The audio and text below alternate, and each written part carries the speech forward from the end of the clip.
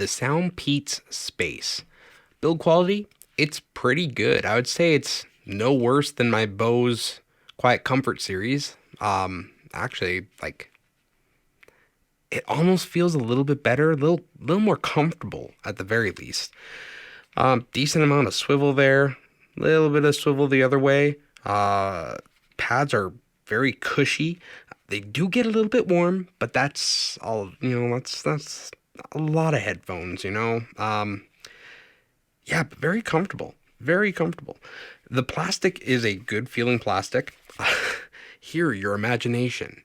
Um, it, I was basically wearing them one size from the largest. So I have a big head, like a very big head.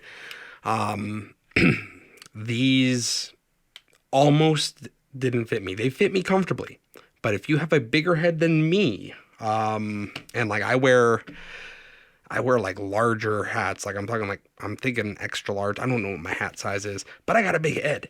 If you have a larger head than me, maybe you're pushing it, but these fit me perfectly. I just happen to be on the second from the very last. So yeah, uh, yeah, overall build is pretty good. USB-C, they do have a microphone. Space, the final frontier. Uh, this is the sound recording of the microphone on the space. So yeah, and yeah, features active noise cancellation. It's pretty okay. The only thing I will mention is that like I have lights right here. They're on, and they have fans in them. The ANC almost amplified that. When I turned the ANC off, it was actually quieter. So in some instances, it's not, it's not perfect, but it's pretty okay. Like it was good for like road noise, like driving, that kind of thing. Um, but like, yeah, it's not perfect. Uh, Other features, you got your volume up and down, and then your multi-control switch. You can auxiliary directly in. It changes the tuning. Um, yeah, I found the functionality of this is pretty good. The app, man, SoundPeats app is actually pretty awesome. Volume control, adaptive EQ. I didn't really play with the adaptive EQ much. Now they did just do a firmware update, so now the SoundPeats Classic sounds like the SoundPeats in-house sound, which is kind of Harman-ish. When you switch it to the custom EQ, it basically sounds like flat. Like it flattens it right out. It is a different sound than the SoundPeats preset. So even when the EQ is flat, like it gives you a different starting point for your EQ. So you'll be listening to it at default settings, be like, oh yeah, you know what, I'm going to lower this, and then you switch it over to the custom EQ, and it's flat, and then you're like, wait, it's changed. Do I even need to EQ it anymore? I don't know.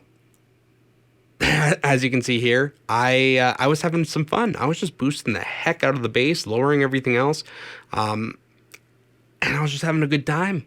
Bass was very fun with this. Very, very fun. I can't get that type of bass on, analog headphones without, EQ or whatever. And I mean, this has an in-app EQ, and it's just, I can't get this type of bass on anything I can take portably, basically. And this is a good time. This was a very good time. Like listening to Big Boy, Kill Jill, some other stuff like that very bass heavy music. I was like, wow, this is this is fun.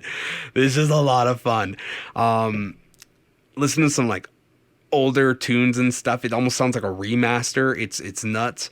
It's cool. But the stock tuning, yeah, it sounds good. It sounds better than most true wireless headphones out there, in my opinion. Especially, yeah, if you can dial it into something you enjoy, and this has the ability to do that with the in-app EQ. Not a lot of headphones have in-app EQ. Some do, some don't. And this has a pretty intricate one. It's 1, 2, 3, 4, 5, 6, 7, 8, 9, 10 bands. That's awesome. Most stuff I have seen that's consumer or whatever, you're lucky to get 5. You're lucky to get 5 bands. This has 10. That's awesome. One thing I will mention about the app is with iPhone. iPhone is my primary phone. If And Opera 5, the SOUNDPEATS Opera 5, is my primary true wireless. I take that thing literally everywhere. So with the iPhone, when you switch back and forth between devices, it clears your equalizer settings. It's a pain in the butt. It just means you got to re-equalize. The Android doesn't do that. The Android seems to retain both sets settings, doesn't reset them. I'm able to go back and forth between sets, no problem. The iPhone, when you change from one to the other, Opera 5, oh, here it is, Opera 5 to the space, and then you EQ the space, then you go back to the Opera 5. The Opera 5 EQ will be gone. And then you'll be like, okay, I'll re-EQ the Opera 5. And then you go back to the space, and then the space EQ will be gone. That's what's happening with the iPhone, and only the iPhone. The Android, it's fine. But yeah, overall, pretty good. It has transparency mode. It's all right. I mean, like, the thing is, the passive noise cancellation on this is pretty good, actually. Like, it's pretty good. To the point where I don't even miss ANC. And then transparency mode, it is helpful when, you need to hear something or whatever. You just throw it on. It's kind of nice. Has game mode. Has, like, LDAC, all that stuff. It's solid. Yeah, and because you can equalize it, you can kind of get it to fit your personal preferences. And that's huge. It means that I don't have to recommend or not recommend this based off sound signature. And, the stock sound signature isn't bad. It's just kind of harmonish. And if you're into that, this is perfect without EQ, or not perfect, but it's good without EQ. But if you want to, you have the ability to dial this in. And I love that about SOUNDPEATS products. And again, their Opera 5, it is my go-to. It is my number one true wireless headphone that I take everywhere with me. Like, this goes everywhere with me.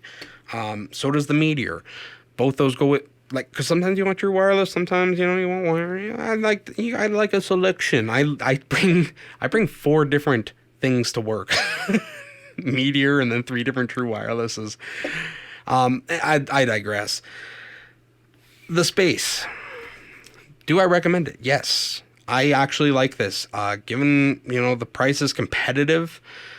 It sounds pretty good. It's a Bluetooth headphone. I don't know what you expect out of technicalities, but the technicalities are fine for a Bluetooth headphone. It's just as good, if not better, than my Bose Quiet Comfort series.